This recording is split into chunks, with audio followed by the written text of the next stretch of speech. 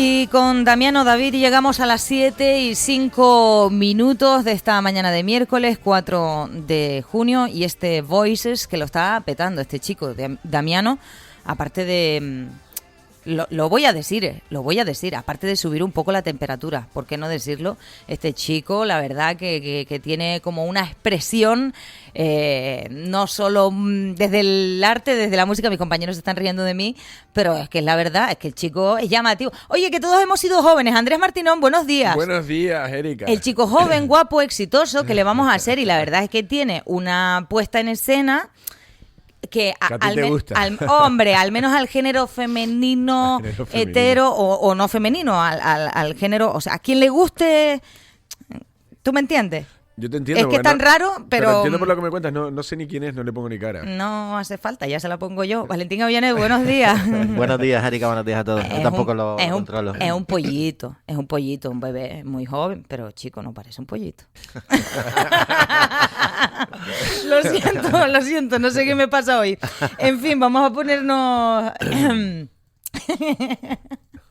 vamos a ponernos serios. Ayer tuvimos pleno en el Cabildo, pero me gustaría irme antes a temas nacionales. A ver si se me corta la risita. Vale. Temas nacionales. Varias cosas. Leire Díez pide su baja voluntaria del partido días después de que se dieran a conocer esos audios contra la UCO, todos esos tejemanejes que... presuntamente habían. Ella ya había pedido al partido que se reuniera con ella de forma urgente para ella poderse explicar. Ayer se reunían Ferraz y tras esa reunión, pero días después, incluso nos llamó la atención lo que tardó el Partido Socialista en abrir expediente informativo, pide su baja voluntaria como militante del Partido Socialista y hoy va a dar las explicaciones pertinentes. ¿Qué les parece? Bueno, pues va a estar bien conocer las explicaciones pertinentes. De todas maneras, esto es increíble, cómo se le da la vuelta a la cosa. O sea, al principio, como Pachi López casi el primer día ve cosas raras y después, días después, se corrige, empiezan a como... No, lo que verdaderamente hay que investigar es que investigar. Pues la verdad que sí. Yo no lo sé, parece todo muy... Cuando toda esa maquinaria del fango y las cloacas y luego se empiezan a averiguar cosas, yo no lo sé, del gobierno actual, la verdad que se le... No sé, yo veo que se le complica un poco la cosa a Pedro Sánchez. Igual le dan la vuelta, también tienen toda la maquinaria de medios de comunicación afines, intentando decir como que es lo contrario, ¿no? De que era como una depuradora de cuestiones a resolver, por decirlo de una manera. Yo no lo sé, pero va a estar bien escuchar también a ver qué tipo de intervención o de rueda de prensa se les deja hacer. Y nada, yo no sé, yo no huele muy bien esto, pero también empezó a hacer mucho eso, ¿no? Ahora le dice que no está, ahora ya será como una especie de Ábalos, ¿no? Dice que no está, pero le votará donde tenga que votar o seguirá siendo útil para lo que quieran e inútil para lo que no quieren. La rueda de prensa es a las 9, hora canaria. ¿Alguien cree que puede decir en esa rueda de prensa que sí efectivamente actuaba mandatada por el señor Sartor Cerdán o por el propio presidente y que fueron el PSOE y el gobierno los que le dijeron que se encargara de sacar los trapos sucios de la UCO en aquellos casos que afectaban al presidente del gobierno? Pues yo creo que eso no lo va a decir, porque si dice eso entonces saltan todas las alarmas, lógicamente. Yo creo que después de lo que pasó ayer, además supongo que la obligaron a que se diera de baja como militante, se quitan la responsabilidad de tener que actuar contra un miembro del partido y hoy dirá que actuaba por su cuenta, que estaba escribiendo un libro o a saber lo que diré, pero despejará balones para, no, supongo, porque lo otro ya digo, lo otro sería ya que saltaran todas las alarmas y sería implicar al partido y al gobierno, y eso sí que provocaría una crisis gorda de gobierno. Y aquí no ha pasado nada, ¿sabes? Ella pide su baja voluntaria y aquí estaba escribiendo un libro. Y aquí no ha pasado nada. La verdad que, bueno, vamos a ver qué es lo que dice. Luego me parece interesante comentar al menos brevemente lo que ustedes quieran de una ruptura. Hemos hablado de la delicadeza del pacto de gobierno. Hemos hablado de las concesiones de unos y otros con tal de mantener el gobierno.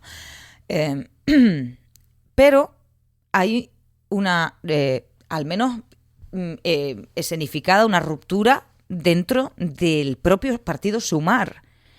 Més, que es la fuerza mayoritaria de Compromís, ha propuesto al partido abandonar el grupo de Sumar en el Congreso. No están de acuerdo. Ellos quieren que Sánchez comparezca en la comisión de investigación por el tema de la Dana. Ellos quieren, como partido, luchar por los intereses valencianos, así mismo lo han explicado. Y Sumar, recordemos quién lidera Sumar, socia de gobierno, Yolanda Díaz, pues dice que no, que el partido, me refiero, el partido dice que no hace falta que Pedro Sánchez comparezca. O sea, este mismo martes volvían a rechazar la comparecencia. Yo he escuchado por ahí que lo que alegan es que Sánchez ya compareció en su momento, pero claro, lo hizo, entiendo yo, si no recuerdo yo mal, ante los... ¿cómo se dice? No me acuerdo cómo se dice la figura, pero como que Sumar lo que considera es que Pedro Sánchez ya dio las explicaciones necesarias referentes a la Dana. No sé qué les parece esta ruptura dentro de Sumar, no sé cómo lo ven. Yo no sé si es una estrategia de mes, ¿no? Para desligarse definitivamente ya de Sumar, que según las últimas encuestas está en caída libre, está descabezada, no tiene líderes, etcétera. Podemos, por otro lado, según las encuestas, también está subiendo. Y yo no sé si es una excusa para salirse de la coalición, porque, a ver, más que la comparecencia de Sánchez en la Dana, aquí la responsabilidad, como todos sabemos, la del presidente de Valencia, el señor Masón, y a mí me preocupa más, por ejemplo, otra comparecencia que le están pidiendo incluso sus socios, que es Esquerra y también, bueno, pues en este caso Podemos, que ya no es socio, para que el señor Sánchez comparezca, por ejemplo, con el tema de Leire Díaz, ¿no? A ver hasta qué punto hay una implicación del gobierno y del Partido Socialista en esta cuestión. Lo de la Dana ahora, pues no sé, probablemente Sánchez sí tenga que dar explicaciones, pero no sé, me parece ahora como un poco atemporal, teniendo en cuenta lo que está pasando, y lo puedo interpretar más como eso, como una excusa para desligarse de la caída libre de Sumar, no sé. Sí, a ver, yo tampoco controlo mucho el tema de tal, pero sí es verdad que lo que dices tú, Sumar ya es que el desmembramiento de esa parte que fue Podemos, Sumar y toda esa, más allá de la izquierda del PSOE, es evidente. Y el tema de la Dana sigue, bueno, pues un poco sangrando, pero en el fondo pocas responsabilidades al final se han depurado. Al final, como decías tú, Amazon se le ha pedido explicaciones, qué sucedía, la gestión que tuvo, también la otra parte se la pide al gobierno. Y yo no creo que vaya al final tampoco a tener mucha repercusión. Yo creía que a Amazon le iba a hacer más daño, incluso en un momento determinado, llegar a dimitir, y no, la verdad que no. O sea que seguirá eso. La Dana, claro, fue una cosa muy desagradable en la que tanta gente falleció. Pero yo siempre vuelvo a lo mismo, no lo sé si a veces las gestiones de determinadas crisis, a veces pues bueno, es el caballo pasado y se intenta también, no sé si hacer leña del árbol caído, pero sí que yo no creo que salga mucho aquí, además de una división de un partido y de ya digo, de parte de Compromís o de Sumar, que es verdad lo que decías tú, ya Sumar ya no sabes quién es el líder, y yo no sé quién va a tirar, además, con todo lo de Rejón. Al principio era Carmena, de ahí salía su fuerza, y toda esta gente no está. De todas maneras, en Podemos también. Era toda aquella cúpula salida de la Universidad Complutense, desde Pablo Iglesias al resto, y ya nadie está. Entonces, yo creo que, no sé, sería cuestión de esperar unas nuevas elecciones y no sé qué respaldo tendría esa formación. Yo no estoy muy de acuerdo con Valentín, y por una vez, no creo que sea tanto una estrategia como de compromiso. O sea, sí, puede tener parte de razón. Sí, yo creo que... Pero ellos no han dejado de luchar, por lo que yo he visto, porque sí que he intentado seguir el caso por lo que pasó en... A ver, estamos hablando de más de 200 personas fallecidas, y a lo mejor esas vidas se hubiesen podido salvar. Lo material no. Lo material, la Dana iba a ocurrir y tal. Pero ahí tenemos... Es que nadie ha asumido responsabilidades por esto. O sea, ojo con esto. Y no me quiero ir al volcán de La Palma y a lo que ha pasado después y a las ayudas a La Palma y a todo esto, porque, o sea, lo que quiero decir es que todo está interconectado si unimos los puntos, y los partidos políticos tendrán que pensarse muy bien hasta qué punto merece la pena a toda costa mantenerse en el gobierno sin dar respuesta a lo que la gente realmente necesita. Y yo creo que en Valencia hace falta justicia. Sí, no, yo también, a ver, es posible que además, mes creo que es Joan Baldoví, ¿no? El Claro, responsable. claro. O sea, lógicamente es un partido con implantación en la comunidad valenciana. Es lógico que quiera que esto, bueno, para que se asuman responsabilidades. Lo cierto es que, bueno, que cada vez que hay una manifestación, que ya ha habido muchísimas, contra quien va la ciudadanía y quien le pide responsables al presidente de la comunidad valenciana, que es del Partido Popular, y es el señor Carlos Masón, entre otras cosas porque sobre todo hay una inacción por parte del presidente en ese periodo, desde las 3 hasta las 6 de la tarde o hasta las 7 de la tarde. Más lo que se ha escondido después, ¿verdad? Sí, Detrás de los arbustos. claro, y bueno, y no sabemos exactamente qué hizo en ese periodo, salvo que bueno, que estuvo en el famoso Ventorro comiendo con una periodista a la que le iba a ofrecer la gerencia de la televisión autonómica valenciana, que por cierto, la van a citar o está citada ya para comparecer en la comisión de investigación, la del Senado, creo recordar, estaba recordando ahora, y va a comparecer, y hace poco se conoció también Y creo que que acaba fue, de hablar por primera vez. y un WhatsApp en el que le decía a Amazon que no la metiese en un lío con esta cuestión, porque claro, es fundamental saber lo que pasó en ese tiempo, porque lo que sí que es evidente es que con la que estaba cayendo, con la gente ya pues muriendo, que estuviese el presidente de la comunidad autónoma perdido y sin contacto con lo que estaba pasando. Yo creo que la responsabilidad fundamental ahí está en la comunidad autónoma. Que el gobierno central la tiene también, pues oye, es posible que el gobierno central tuviese que asumir las competencias, dado que la comunidad valenciana no las asumió, pues probablemente sí, pero yo creo que en el grado de establecer responsabilidades hay uno que es mucho más elevado, que es el de la comunidad autónoma, que el del presidente del gobierno a nivel central. La calle, lo que te digo, la calle cuando sale a protestar nuevamente lo que pide es Masón dimisión. Claro. No piden la dimisión de Pedro Sánchez, con lo cual lo de Compromís y lo de Baldoví me parece que sí, que tiene sentido el que también explique el señor Sánchez cuál fue la actuación del gobierno central en esta materia, por si hubiese también una irresponsabilidad o una dejación de funciones, pero yo creo que el foco hay que ponerlo donde hay que ponerlo. Es muy complicado y yo comprendo a la gente que le cueste entender muchas veces que se podría entrar en un conflicto es muy delicado el tema cuando la gente dice, no, porque Pedro Sánchez podía hacer algo. No. Es que intervenir en una comunidad autónoma cuando tiene unas ciertas competencias, tú estarías haciendo una deslealtad institucional, estarías cometiendo algo que luego te pueden llevar a... En fin.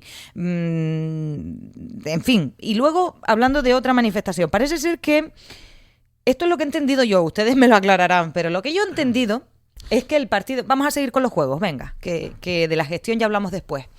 Lo que yo he entendido es que los varones del Partido Popular, algunos varones del Partido Popular, amenazaban con plantar a Sánchez este viernes en Barcelona, en la conferencia de presidentes, donde Canarias va a ir a llevar para Canarias asuntos muy importantes como el tema de la inmigración o como la restricción de la compra de viviendas por parte de extranjeros, o posibles limitaciones. Bien, al parecer algunos varones del PP ven incoherencia en sentarse el viernes a debatir un montón de asuntos en la conferencia de presidentes y luego ir a la manifestación que ha convocado Génova, palabras textuales de Alberto Núñez Feijóo, contra la mafia cuyo capo es Pedro Sánchez. Todo esto a raíz de todos estos casos que hemos ido conociendo y todo esto.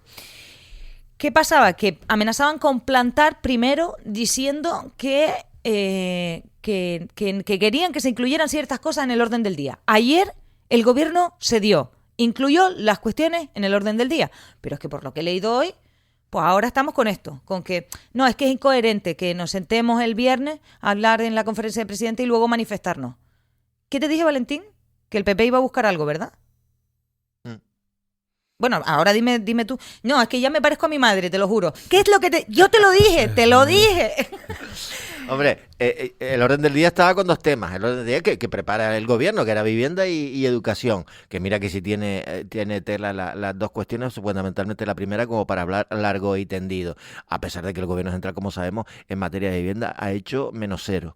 Y ahora hay 16 temas. Entre esos temas está, afortunadamente, el tema de la inmigración, que lo ha propuesto el gobierno de Canarias, que va a ir en la inmigración y el reparto de menores, que es fundamental. Veremos qué tiempo ocupa estaba en esa agenda en la que se llevan otros 15 temas más. Es decir, porque lo que ha propuesto el PP es que se hable de financiación, del cupo vasco, del tema de lo que pasó con el apagón, vamos, entrará hasta el tema de Leire Díaz probablemente.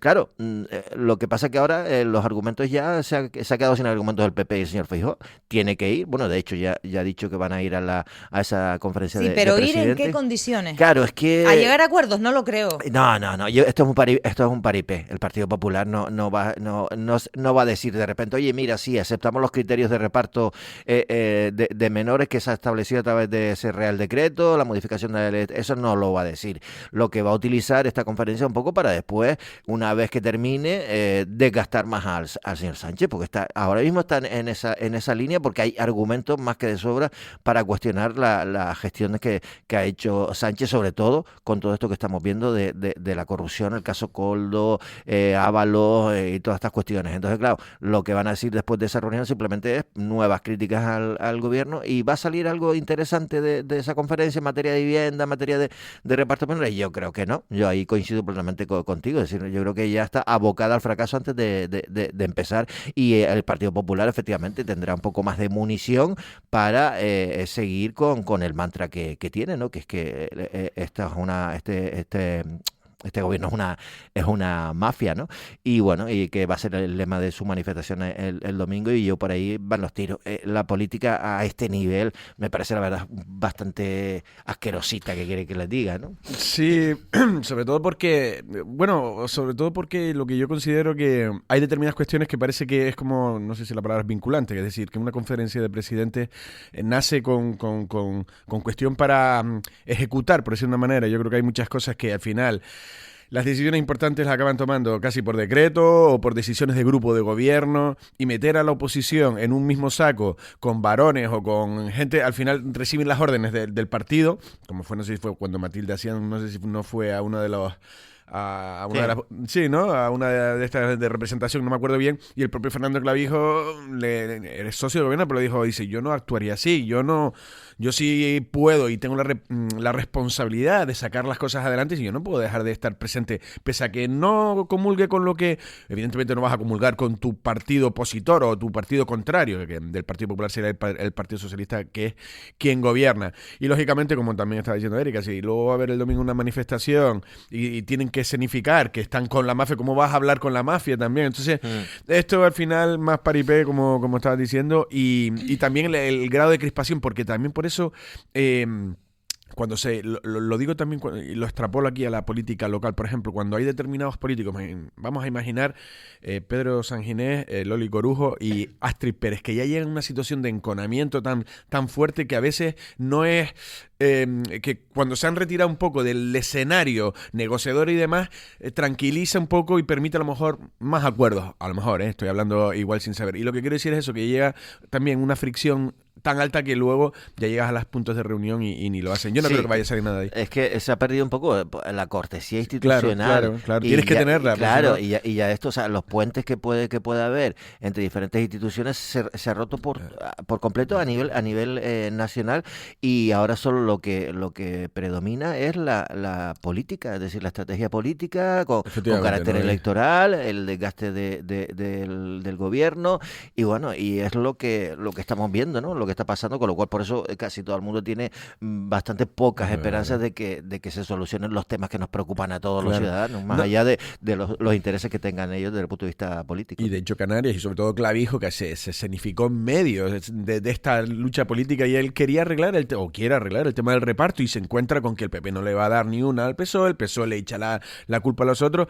y luego era curioso, no sé, algunos representantes del PSOE que le decían que si Clavijo estaba haciendo política. Digo, yo creo que precisamente el que no hacía política, porque realmente el que tiene el problema, que volvemos a hablar, dice, el reparto nos tocó a nosotros hacerlo nuestra a base de toma, ¿no? Te llegan los inmigrantes menores y tú eres el que te lo tienes que guisar, ¿no? Sospechoso de hacer política en el tema de la inmigración y los menores. Fernando Clavijo, mucho no es. No lo creo. Y luego, han sido estos dos partidos, y es lo que está diciendo Valentín, tú, están en medio, y que cada uno quiere echar todo lo que puede, y dice, no te voy a dar ni una, ni aunque solucionemos el problema, porque cree el Partido Popular porque si le da eso, dice encima, le apruebo, no tiene mayoría y le doy yo el juego. Y los otros están pensando, dice, oye, tú también tienes un problema, gobiernas en Canarias y no quieres solucionarlo. Y significa también que no tiene el control. Entonces así estamos y así nos va. Tenemos un gobierno con unos socios que parecen a veces no entender o no dar respuesta o no llegan o no sé qué es lo que pasa, pero no dan respuesta a muchas de las demandas de la ciudadanía, muy urgentes, muy necesarias. Pero luego uno mira a la oposición y tampoco tienen la capacidad para llegar a consensos y acuerdos para gobernar ellos. Entonces, si no estás gobernando, al menos no seas como el perro del hortelano, que ni come ni deja comer, maldita sea, vete a la conferencia de presidentes que gobiernas en la mayoría de las comunidades autónomas. Yo no te estoy diciendo que le des carta blanca al gobierno, pero déjalo aunque sea gobernar, porque si tú no tienes capacidad. Vamos a ver, la gente, o sea, yo sé que las que tienen la responsabilidad es el gobierno, que es el que está gobernando, pero seamos realistas también. El Partido Popular es un gran partido y está en la oposición y gobierna en la mayoría de las comunidades autónomas, tiene esa mayoría. Sean responsables también. Es que... Pero eso de, no, tú no puedes gobernar y nosotros sí. No, mentiroso. No, porque no has conseguido llegar a mayoría. Consigue un acuerdo para gobernar en España y preséntale una moción de censura a los socios de gobierno, ¿verdad? Sí, o conseguir apoyos para determinadas cuestiones también, porque... Claro, ¿no? o estoy diciendo una locura. No. No, la cuestión es que, bueno, de hecho ya planteó el señor Feijóo sí, tímidamente. De censura. Sí, parece que dando guiñitos. Niño, estamos en un estado. O sea, si lo que tú pasa tienes, es que siéntate, no le dan los números y sobre todo el tema de Pedro Sánchez es que aun teniendo un gobierno que no tiene mayoría, tiene apoyos externos, ¿no? Porque el gobierno es PSOE y Sumar, que no tienen no suman la mayoría, valga la redundancia. Lo que pasa es que tienen el apoyo, digamos, parlamentario el resto de formaciones, claro. Esquerra, el PNV, pero es que ninguna de esas formaciones políticas, y eso lo sabe Pedro Sánchez, estaría dispuesto a cargarse este gobierno, entre otras cosas por dos cosas. Una, porque los partidos que la apoyan desde fuera están consiguiendo todo lo que le piden. Ahí tenemos el caso de Junts, el PNV también se está beneficiando muchísimo, Esquerra, en fin. Y dos, saben esos partidos que la alternativa pasa por un Partido Popular que para gobernar de momento todavía no tiene mayoría absoluta y que a quién elegiría como socio si no tiene la mayoría y necesita más de 20 escaños, pues a Vox, y ninguno de los que están ahora mismo apoyando a Sánchez quiere que eso pase. Con Vox, quiere que eso pase. Es decir, hasta el PNV, que es un partido más digamos de centro derecha, moderado, si quieres, del nacionalismo, digamos, si lo quieres situar ahí, o la propia Junts, que también ya hemos visto que es bastante de derechas y sobre todo en temas como la inmigración ya se ha destapado como casi xenófoba, pero ni siquiera Junts estaría dispuesto a que ese pacto surgiese, entre otras cosas porque Abascal y Puigdemont serían como el aceite y el agua. Quiero decir, ese escenario es el que le permite a Pedro Sánchez pues escribir un libro que se llama Manual de Resistencia. Bueno, vamos a cambiar de asunto. No sé si llamarlo macrooperación, creo que nadie lo ha llamado así, de repente soy la única que lo está llamando así, pero gran operación antidroga que ha tocado en 3 islas, Gran Canaria, Fuerteventura y Lanzarote, y que ayer dejaba varias detenciones aquí en Arrecife, en el barrio de Los Pitufos. Los Pitufos, Los Geranios, en la zona de Tinasoria, ¿no? De arriba, ¿no? Al lado de Altavista, en la parte más alta de Altavista. Yo la verdad que he podido ver pocos detalles, supongo que por el secreto de sumario. No sé si ustedes tienen... A mí me este tipo de operaciones me llaman la atención, porque entiendo que es una coordinación que hace la Policía Nacional, que incluso derivó vehículos aquí, y entiendo que se tiene que hacer de forma simultánea, claro, en todas las islas, para que no se den chivatazos y cosas. Supongo yo, no sé, yo aquí metiéndome, he visto muchas pelis, ¿vale? No, pero es así, claro, si tiene, las redes si es una red criminal o red de narcotraficantes, además tendrán muchos puntos, tendrán enlaces no sé dónde, cuestiones, no sé, o financieras, o tendrán dinero, tendrán almacenamientos y demás, entonces se actúa todo muy, muy de forma coordinada. También estaba leyendo, muchas veces me gusta ver las noticias y ver los comentarios comentarios y de repente alguno decía, en Wime también vi policía, ¿sabes? Entonces te vas entrando por los comentarios. Bueno, igual también tenían una pequeña división ahí de tal, pero bueno, como la policía, todas estas cosas tienen investigaciones. Y ayer estábamos en la redacción hablando de que nos habíamos enterado de esa redada en la zona de los geranios, los pitufos, como se le llama. Y la verdad que luego es complicado, pero mira, algo de información nos dieron, pero también, claro, cuando están en activo, está recién abierta, es muy raro que la Policía Nacional te diga dentro de 2 semanas, a lo mejor sí recibimos una nota de prensa y ya te confirman, pues, claro, detenidas 6 personas con un tal, con enlaces no sé dónde, con tantos kilos de tal, pero por ahora, claro, están investigando y no te van a decir mucho. Hombre, más, ¿no? parece que por lo menos no hay datos. Yo no tengo datos más allá de lo que el comunicado, sí. Pero sí que es parte de un juzgado de la Audiencia Nacional y está la Fiscalía la Fiscalía contra los delitos el tráfico de drogas, ¿no? Entonces, bueno, da la sensación de que con 40 detenidos, que creo que es lo que hay, pues que puede ser una operación gorda. Yo no sé, por ejemplo, Andrés, qué tipo de redada fue la que se hizo, si fue, quiero decir, meterse en casas determinadas. Que sí. Yo entiendo que sí. Y a lo mejor ahí incautaron droga en cantidades, ¿no? Porque supongo que no será una redada y te llevas a gente por una cuestión de menudeo, ¿no? No creo que sea eso, tiene que ser una operación gorda. Y si es Gran Canaria, Fuerteventura y Lanzarote, bueno, me puedo imaginar. Sí, Operación Sombra Negra, está para Sombra leyendo. Negra, eso sí. Digo que ya es un paquete completo. Yo creo Y que es un paquete grandito, sí. Aquí vendrá una información. Vamos al pleno del Cabildo de ayer, si les parece, que se abordaron varios asuntos. Yo no lo comenté antes, pero sí que me llamó la atención. Se aprobaban por unanimidad, además, las bases de ayudas a las entidades sociales, el tema de las subvenciones. Había que, al parecer, establecer el procedimiento para ajustarse a la normativa, algo que había que hacer, así lo explicó el consejero de Bienestar Social, Marcia Acuña. Me llamó la atención la cantidad de felicitaciones que recibió el consejero por... A ver, el tono del pleno de ayer me gustó mucho, por parte de la oposición y por parte del gobierno, a excepción de un único punto. No me gustó cuando que no sé si ustedes lo escucharon, no me gustó. A mí no me gustan los descalificativos, no me gustan ese tipo de cosas, y ahí se ensarzaron un poco el que fuera, ¿cómo se dice? Consejero delegado de los centros turísticos, Benjamín Perdomo, y el actual consejero de los centros, Ángel Vázquez, y bueno, ahí hay un intercambio que no me gustó. Ellos sabrán, porque los plenos los ve la gente. Pero bueno, claro, me voy a centrar en la parte de gestión, porque esto había que hacerlo, el tema de las entidades sociales, y parece ser que, o sea, esto me habla a mí y por lo que escucho, de repente estoy súper equivocada, pero me da la sensación de que el tema del tercer sector está tranquilo en estos momentos en la isla de Lanzarote. Sí, aquí hubo un cambio tremendo y la verdad que esta fue una de las grandes contradicciones del gobierno de Dolores Corujo en un sentido que siempre optó por la gestión pública cuando quiere, por ejemplo, todo el tema de las energías alternativas que sean públicas, no sé, muchísimas cuestiones están en contra de las, no sé, de las subcontratas o de externalizar servicios públicos, y en este caso se empeñó, bueno, de hecho AFA quedó eliminada de eso y ya seguían, venía el cribo y venía Adislán la siguiente, y sin embargo el esfuerzo, yo creo que una base electoral muy importante que jugó Osvaldo Betancourt fue recuperar la figura de Marcia Acuña, un hombre conocedor perfectamente de las necesidades de ese tercer sector, de esas familias y de esas personas que necesitan, pues bueno, pues una ayuda, porque al final...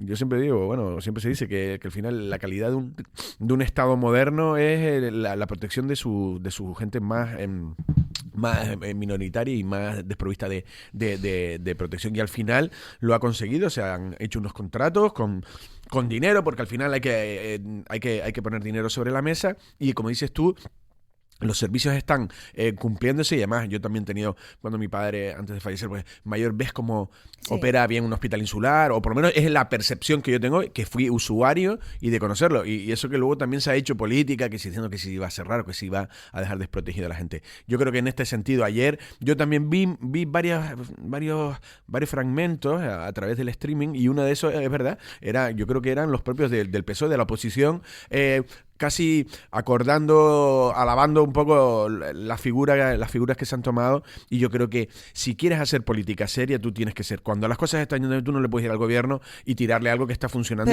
Pero esa es una crítica que yo suelo hacer, precisamente yo personalmente, porque me da coraje cuando veo notas de prensa y digo, chacho, contra tal y nada de tal. No. Sí, y además creo que lo dijo el consejero socialista Benjamín Perdomo, dice, oiga, si las cosas se hacen bien, se dice. Y me alegro, porque por eso digo que me gustó el pleno de ayer, salvo esa excepción, porque a mí las malas palabras me suenan muy mal. No, ha habido insultos incluso a veces en esos intercambios de palabras desagradables. Yo ya me cabré el otro día y no me quiero coger pasiones, de verdad. Me cabré el otro día con lo que pasó en el pleno de Arrecife, que ha pasado varias veces y por todas las partes. Cada uno sabrá, pero bueno. Yendo a más temas, porque si no nos da tiempo, Valentín, también se habló del aeropuerto, se habló de la seguridad, es una moción que presentaba Vox, es una solicitud que ya había hecho, pero que se tumbó, entonces la volvió a presentar con el ánimo de que esta vez sí se aprobara. Pedía 3 cosas. Pedía el aumento de policía, de efectivos en el aeropuerto, pedía la creación de una comisaría y pedía, si no me equivoco, la adecuación, ampliación del aeropuerto. Esto ya está contemplado en el DORA 2027-2031, que es un proyecto de AENA, que se van a invertir mucho dinero y bla, bla, bla. Bueno, ustedes vieron el pleno, tampoco me voy a leer mucho. Yo lo que sí que vi fue que desde el Partido Socialista, desde la oposición, el consejero Alberto Aguiar explicaba que salvo momentos puntuales, que eran martes y jueves, que es cuando hay más afluencia y demás, pues que la policía es correcta y es apropiada y que se ha hecho el trabajo, que además venían de un periodo de los recortes de Mariano Rajoy en materia de agentes, de recursos y demás, que ya se está actuando y que la seguridad en el aeropuerto es apropiada. Yo para mí, yo sí escuché esa parte y para mí, no quiero decir vergonzoso, a mí Alberto Aguiar se merece todos mis respetos, pero no se puede hacer una obediencia tan sumisa a unas cuestiones del Estado que está arriba. Pero si las necesidades en el aeropuerto son, pero notorias no, lo siguiente. y estaba confirmado, tuvo que corregir al final el presidente Osvaldo Betancourt, decir, porque según Alberto Aguiar, en los últimos años se ha incrementado un 6%. Yo no sé dónde estará ese 6%. ¿Para empezar en el aeropuerto? No. Y segundo, es que las necesidades son tantas que no puedes hacer un seguidismo de partido y menos en un pleno, porque yo creo que esta sí que es las decisiones que la gente te puede coger la matrícula y te puede decir, cuando vas al aeropuerto... Claro, porque tú no lo sufres tanto, porque estamos hablando de los controles de extranjería, de pasaportes y demás, pero hay gente que ha perdido vuelos por eso y se va con una mala sensación. Vienes a pasar unos días y a lo mejor lo has pasado bien, pero te vas con eso, pierdes el vuelo, llegas tarde al día siguiente a tu trabajo, y estamos hablando de países terceros, principalmente como es el Reino Unido, que es quien más turistas nos trae. Y tú no puedes ir a un pleno y ante una necesidad que tendría que ser apoyada unánimemente por todos, es decir, hay una necesidad, tienen que traer más policías nacionales y lo tienen que traer porque tienen el Estado y el Estado tiene un aparataje tremendo, no les va a doler nada. Yo se lo digo a Alberto ayer, pero ¿qué problema tienes en decir que hay algo que necesitamos, que son más agentes de policía? No sé, haz otro tipo de oposición, pero no defiendas al Estado que no está trayendo inversión, en este caso, en cuestión de recursos humanos, que son agentes policiales. Lo reclaman todos los sindicatos, lo reclama la Guardia Civil, la Policía Nacional, y vas a un pleno a defender desde el pleno del Cabildo una actuación que no es la correcta, que ya lo explicó y es verdad, estaba en un catálogo de puestos de trabajo, había 45 agentes ya destinados a Lanzarote, que principalmente deberían de ser para el aeropuerto, y de esos 45 vienen 11. Y sí, bueno, eso lo decía Osvaldo Betancourt, tampoco lo quería confirmar, dice, pero me hacen saber que probablemente sean 2 nada más. Es decir, que 2, que eso no da para todos los problemas que tenemos. Y llegar a un pleno y decir y defender al PSOE de Pedro Sánchez, yo la verdad que yo no lo entiendo. Yo creo que has dado la clave, Andrés, en el sentido de que, claro, como esto no nos afecta a nosotros, sino es un tema de los turistas, pues de ahí se aprovechan. Pero de todas maneras, sería antinatura que nosotros escuchásemos al Partido Socialista de Lanzarote o a cualquier partido socialista exigir, no criticar, exigir al gobierno central pues en este caso que se dote de más policía y que cumpla con su compromiso de la plantilla que estaba prevista de esos 45 agentes. Eso sería antinatura, eso no va a pasar nunca, igual que no ha habido ningún pronunciamiento del Partido Socialista de Lanzarote en el tema de la inmigración y en muchos otros temas.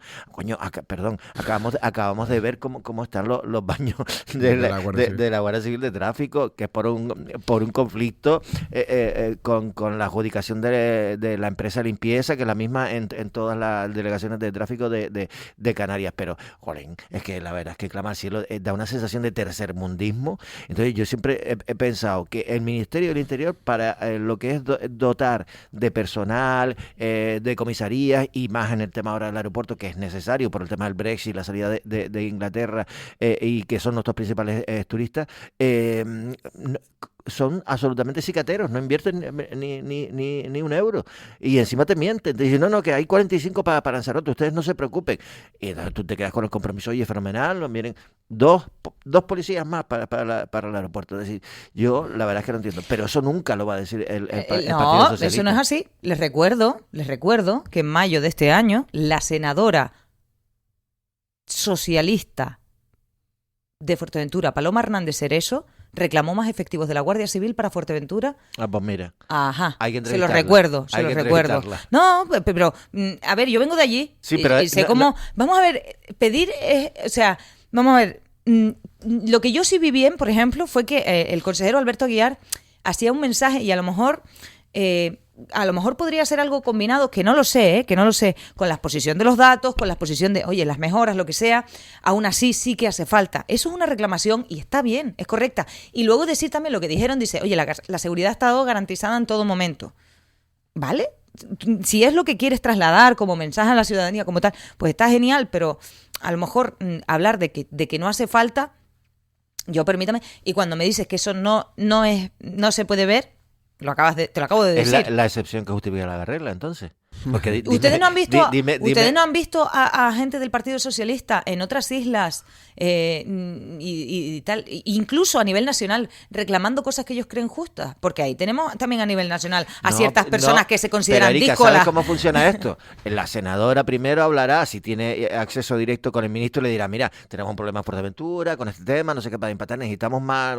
Vale, bien, y el otro le dirá, pues sí, pues no, pues ahora no es posible. Ahora, lo que me parece ya que se sale fuera del guión de la pertenencia y la disciplina a un partido de corte nacional es que lo digas públicamente, porque saben que... Oye, depende de cómo lo digas. No, pero es que, a ver, no, también depende de cómo lo digas, pero no es lo habitual, no me lo digas, Erika, es decir, lo habitual es que lo intenten negociar por lo bajini, y si resulta que el ministerio le dice, mira, es que no tenemos dinero, no va a llegar policía para el aeropuerto de Fuerteventura ni para el Lanzarote, entonces ahí pues te callas y no dices absolutamente nada. Entonces, eso, así es como se funciona. ¿Por qué? Porque después probablemente si empiezas a exigirlo o a criticarlo, pues bueno, no sales en la foto. Y a veces lo que se suele hacer es, como dices tú, está medio pactado a lo mejor entre el PSOE de Fuerteventura y va a venir una dotación, claro, y saben que ya viene una partida. Entonces, cuando todo es a raíz de la oferta de empleo público. Claro, y lo dicen ahí como, ¿cuándo van a traer tal cual? Y entonces reclamamos tal. Entonces al día siguiente sale y está pactado. Claro, y está todo pactado. Esa es una excepción. Y de todas maneras es verdad que yo a veces las de Fuerteventura, los de otras islas los veo en la oposición. Yo lo de Lanzarote lo veo muy flojo en el sentido de una pertenencia a partido increíble. O sea, se ha visto todo, la ley de vivienda, todo. Empiezas a buscar excusas, pero todo lo importante es no tocar la ley de vivienda y que le llegue a Pedro Sánchez, que en Lanzarote igual se están quejando en su propio partido de que no está funcionando y que no hay vivienda. Entonces, ahí que cada uno. Ahora, yo creo que luego, ya lo he dicho alguna vez, luego hay recompensas. Ya digo, Angelito Torres va para arriba, yo creo que Dolores Corujo va para arriba, porque está en el manual de resistencia, o sea, está dentro de ese paraguas y aquí le da igual aguantarle. Va para arriba, te refieres en el escalafón. En el escalafón dentro del partido y luego dentro de la estructura de lo que pueda tener mientras tenga gobierno. Evidentemente, porque para mí, por ejemplo, Alberto Aguiar, ayer el PSOE podía haber cogido y darle al botón que sí, porque además el propio Osvaldo Betancourt retira El tercer punto. Y el segundo creo que también, porque decía que en verdad el que quiere es solicitar más agentes, es lo que se quiere. Porque el otro dice que ya hay un compromiso para... Sí, pero luego creo que se rectificó más adelante en el pleno diciendo que no, que efectivamente no se había cumplido. Algo así. Sí, puede ser. Pero lo que yo creo que el PSOE puede coger y decirle, voto a favor. No haces nada, ni le criticas, ni nada, sino... Y al final que te va a recriminar a alguien desde tu propio partido, oye, que quiero más... No le hace daño a Pedro Sánchez, porque en Lanzarote, en un pleno, alguien diga, oye, que necesitamos más policía. Por eso digo yo que dice Valentín, no es lo habitual, vale, te coincido, pero que no pasa absolutamente nada por decirlo y no dejas de ser socialista ni del Partido Socialista y no te tienen por qué cortar la cabeza porque tú digas las cosas como son. Creo que debería ser así. Vamos a cambiar de asunto porque hoy hay como unos 10.000 y pico, 10.300, una cosa así. Bueno, hoy no sé si empiezan todos, pero hoy empiezan unos cuantos buenos a las pruebas de selectividad que se llaman PAU. 2025, creo que el año pasado eran EBAU. y bueno, vamos a hablar con un profe. Vamos a intentar irnos a ver cómo están los ánimos, cuáles son las preocupaciones de la juventud, la juventud y quienes se presenten a la PAU, que son juventud. Tomás López, profesor de Geografía e Historia en el Blas Cabrera, si no me equivoco, y periodista. Buenos días. ¿Qué tal? ¿Cómo estás, Erika? Compañero que es habitual de Café de Periodistas, pero no aquí en Las Voces de la Mañana. Gracias por estar con nosotros, porque creo que nos puedes decir, cosillas que igual desde el tono oficial no se comentan tanto. Hoy arranca la PAU, creo que empieza la gente de artes, ¿puede ser? Yo creo que hoy, la verdad es que, bueno, como te comentaba ayer, yo no doy clase este año a segundo de bachillerato, pero sí es verdad que muchos de los alumnos que hoy se presentan sí han sido alumnos míos y está uno más o menos pendiente de cómo les va y de los nervios que tienen y demás. Y creo que hoy son las asignaturas comunes, es decir, las que lengua, que es para todo el mundo, hay una opción entre filosofía e historia de España, o sea, es común pero opcional entre esas dos, y inglés, que es la otra opcional. Creo que esas tres son las que tocan hoy y luego ya, pues según de qué modalidad de bachillerato seas, pues te tocará el resto de asignaturas tanto mañana como pasado, y creo que el sábado también hay alguna prueba y posiblemente esas sí sean las de arte. Eso la verdad que no lo tengo claro, como no damos el bachillerato de arte en el Blas Cabrera, pero quizás por la especificidad de que necesitan material diferente y tal, no sé si el sábado quedan las de arte. Además, yo no sé en cuántos centros, pero por lo menos en el Blas Cabrera sí se celebran esos exámenes, que entiendo que no sé si es en todos o cómo es la historia. Pues en nuestro centro sí, de hecho no creo que sean muchos más. Yo creo que en Lanzarote se concentra principalmente en el Blas Cabrera y quizás alguna prueba específica en otro centro, pero sí es verdad que el Blas, por el tamaño principalmente, porque es un centro grande, espacioso, tiene un salón de actos grande. Yo recuerdo hace ya, pues no sé, 20 y pico años que también hice la prueba de acceso a la universidad en ese mismo centro y, por ejemplo, se utilizan pues instalaciones como como el salón de actos, pues para que haya distancia suficiente, sobre todo en las pruebas comunes, que se usa como una tablita y te pones allí en el salón de actos. Eso ya creo que es un clásico para generaciones y generaciones de lanzaroteños. Y sí, hoy, por ejemplo, tanto hoy como mañana y pasado, no hay clases presenciales en el Blas, es decir, el alumnado de la ESO y de primero bachillerato, que habitualmente están en casa y son clases no presenciales a través de la plataforma, porque las aulas están siendo utilizadas para esto, para la prueba de acceso a la universidad, para la PAU. Siempre me ha parecido que la prueba de selectividad, llamémosla como quieran, lo difícil no es aprobarla, es sacar nota. Y este año he visto noticias, comentarios, como que están más nerviosos de lo habitual por los cambios. Pero es que cambios hemos tenido años atrás. O sea, que te quiero decir, yo tengo la sensación de, me estoy poniendo nerviosa yo, menos mal que ya me quité eso de encima. Claro, a ver, yo creo que todos los que hemos pasado por esa prueba sabemos que es un momento decisivo, incluso para quienes, en mi caso, por ejemplo, que lo que estudié la primera carrera, la primera licenciatura que estudié era historia, que no hacía falta, ni siquiera tenía nota de corte, pero uno iba nervioso, yo no sé por qué, pero es ese tipo de no sé por qué sí, o sea, porque al final te estás jugando pues tu futuro en un solo día, y especialmente, como bien dices, para gente que sí que aspira a acceder a carreras porque tienen una nota de corte alta, ¿no? Pues en un día y a través de unos temas pues te puedes jugar el futuro. Y es verdad que este año ha habido cambios, yo creo que son cambios normales, o sea, lógicos dentro de la dinámica del retorno a la normalidad. Es que se impusieron una serie de cambios, sobre todo a partir de la pandemia, en el que pues las clases no presenciales y este tipo de situaciones que se dieron, pues hicieron que se tuviese que flexibilizar, como no puede ser de otra manera, la prueba de acceso, pero yo creo que estamos volviendo. Se dice que puede ser de las más complicadas de los últimos años porque hay menos opciones, menos opcionalidad, es más competencial, lo cual yo creo que es absolutamente necesario, así que no te aprendas un rollo de memoria, sino que tengas que relacionarlo, pues yo que sé, con un texto o con la actualidad o con este tipo de cosas, ¿no? O sea, que te sirva, ¿no? Que el conocimiento no sea algo simplemente teórico, sino que también sepa capaz, digamos, de aplicarlo, ¿no?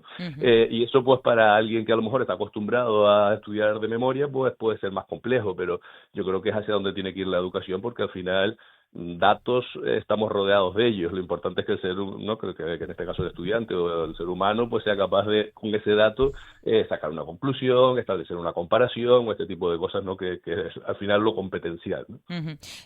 Compañero, Valentín. Sí, Tomás, ¿qué tal? Buenos días. Buenos días. Estaba pensando que oí a unos chicos que en la península que habían hecho ya una de las pruebas, creo que eran en lengua, no sé, porque mi pregunta va por eso, ¿no? Porque yo creo que lo fundamental es que con esta PAO, pues oye, pues lo que se valore no es el empollar determinadas cuestiones, sino la conciencia un poco crítica y el saber analizar e interpretar. Me parece muy bien que incluso se baje la nota si la gente no escribe bien, porque eso es fundamental, porque ahora con el tema también de los móviles, las redes sociales, la gente se olvida de las interrogaciones, las exclamaciones, los acentos, etcétera. Y oía a estos chicos decir que una de las pruebas era comentar qué les parecía el libro de André Breton, se llama, este señor que asesinó. Pero ese libro no se había... No, exacto. Se había, no se ha publicado. No se ha publicado, el asesino, no está en venta. El asesino de sus hijos. Y entonces, que lo analizaran desde el punto de vista de la libertad de expresión y de la privacidad. Vale. Su posible publicación. Exactamente, ¿no? O sea que de hecho sabes que la madre de los niños asesinados por este loco puso una demanda para que ese libro no saliese a la luz. Entonces ese debate, y me pareció muy interesante que los alumnos opinen sobre este tipo de cuestiones. Yo no sé si tú crees que esta prueba va a servir, Tomás, para eso, es decir, para que tengamos a gente un poco con una conciencia más crítica y no gente que se empolla un tema y ya está, y punto, ¿no? Yo creo que es el camino hacia el que tiene que ir no solamente esta prueba, sino la educación en general, ¿no? Lo que pasa es que, claro, que el tránsito es doloroso. Yo que doy clase todos los días, me refiero para los chicos, ¿no? O sea, cuando te acostumbras, o sea, hemos pasado de una educación, pues eso, más pues de casi memorística. Yo, por ejemplo, en mi materia, ¿no? Que es historia, geografía e historia, yo siempre digo, no memoricen.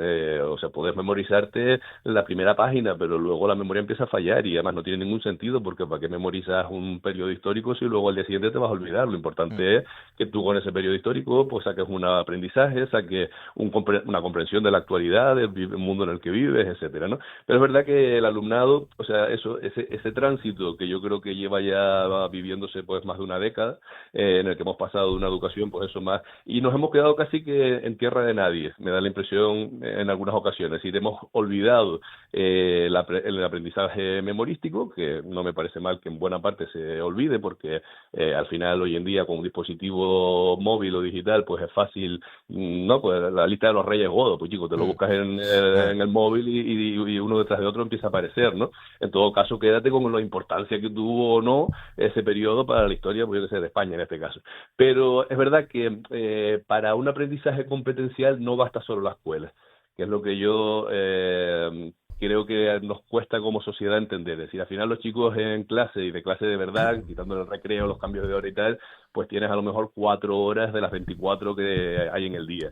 Y competencialidad es saber escribir, es entender un texto, ser crítico, entender un producto audiovisual, y si el resto del tiempo no nos familiarizamos, y eso entonces es una labor, pues eso de sociedad, o sea, de que medios de comunicación, de que instituciones, de que familias, o sea, no basta solamente porque, claro, eso yo con el tema de las competencias lo veo como si yo ¿no? Aplicándolo a otro servicio público básico como puede ser la salud, es como si yo me dedico a comer fatal o a no sé cuánto, a fumar, a beber, ¿eh? Y luego digo, ¿qué mal funciona el Servicio Canario de Salud? Pues lo mismo con la educación, ¿no? O sea, la competencialidad es algo que se adquiere a través de la vida.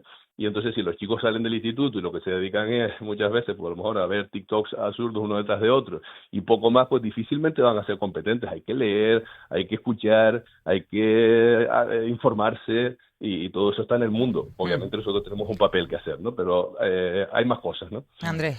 Sí, Tomás, ¿qué tal? ¿Cómo estás?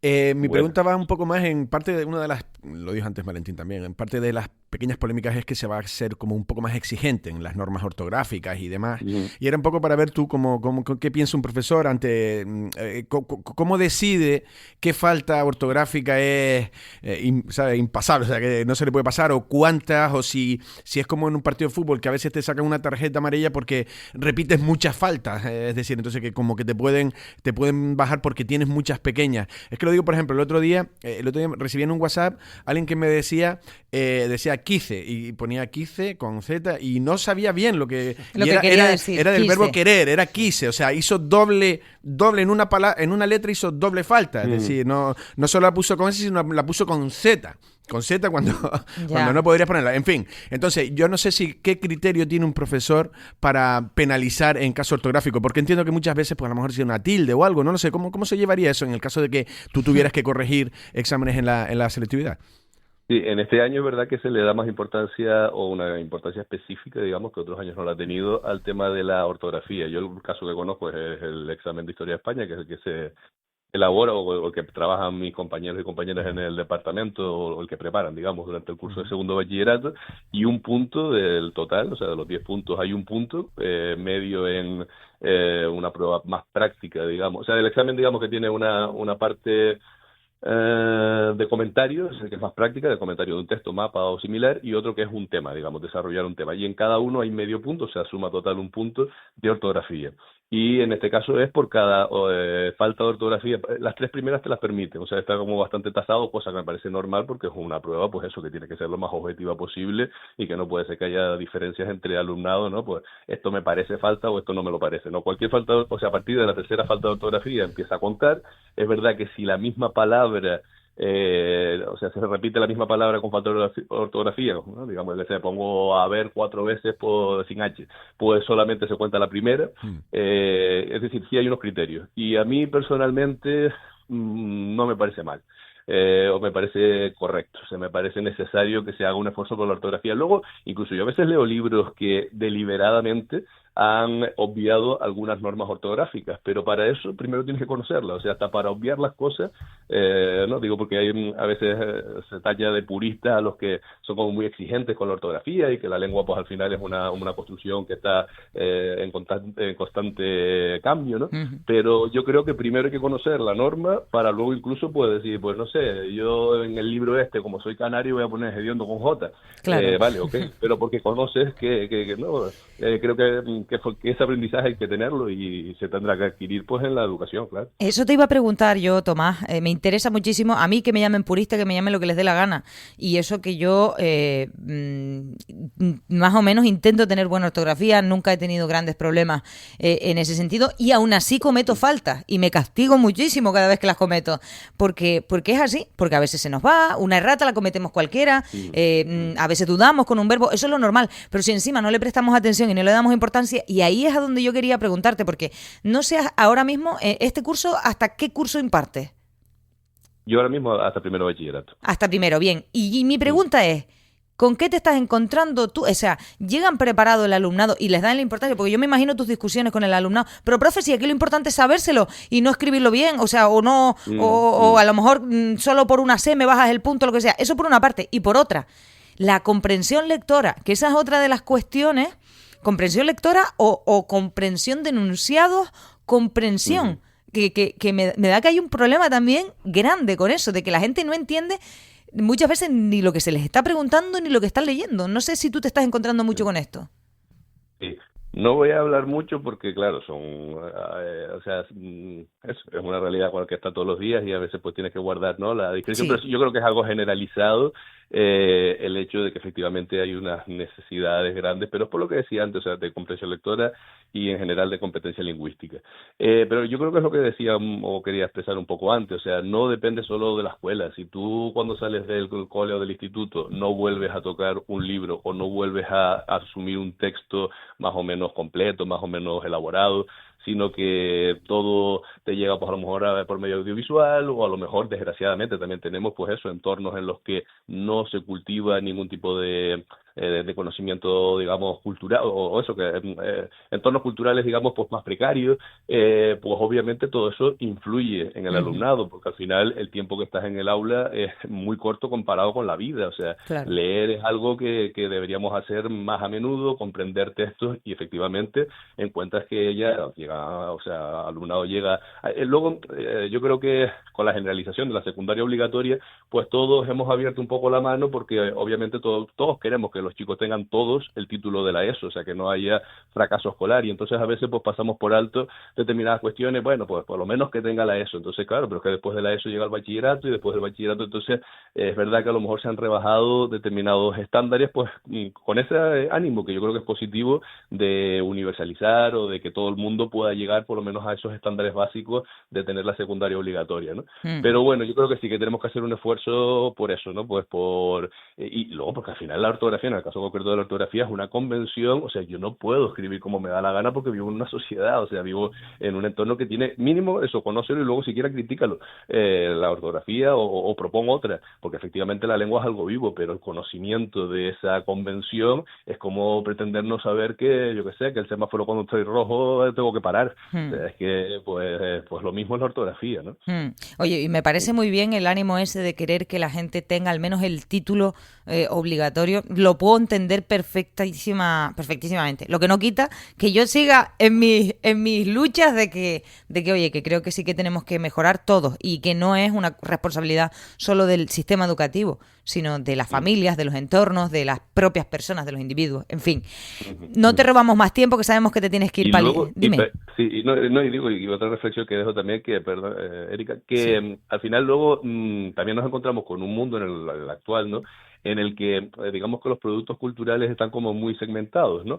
Es decir, yo qué sé, yo cuando tenía pues 12 años, obviamente me interesaba, pues no sé, ver los Fruity, que eran unos dibujos que echaban en esa época, pero luego después de los Fruity venía el informativo, y lo veía mi abuela, y yo lo terminaba viendo también, porque no había nada más, o sea, no había, digamos, ninguna opción más. Ahora mismo está tan segmentado que incluso según el logaritmo, ¿no?, que es lo que te marca, pues a lo mejor hay cosas que ni siquiera te llegan. Yo creo que eso también está influyendo. O sea, si tú vives en tu micromundo desconectado de, pues yo qué sé, de la actualidad, por ejemplo, ¿no? Pues para una materia como la mía, pues terminas preguntando, ¿y quién es, no sé, alguien bastante popular, quién es el rey de España? A lo mejor no lo saben, pero porque es que no es culpa de los chicos, es culpa simplemente de que en el mundo en el que viven se les dirige una serie de informaciones, digamos, como muy encapsuladas o muy segmentadas solo para ese público. Y yo seguramente no me estoy enterando de nada de lo que les está pasando a ellos, porque no me llega a mi móvil esa otra información. Claro. Entonces, ante eso tenemos un reto, ¿no?, importante de, por lo menos lo básico,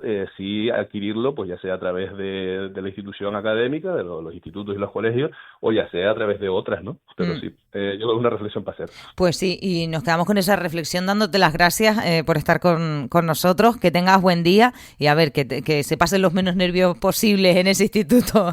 Tomás López. Espero que sí, que les vaya a todos muy bien. Muchas gracias, buen día. Buen día. Chao. Chao.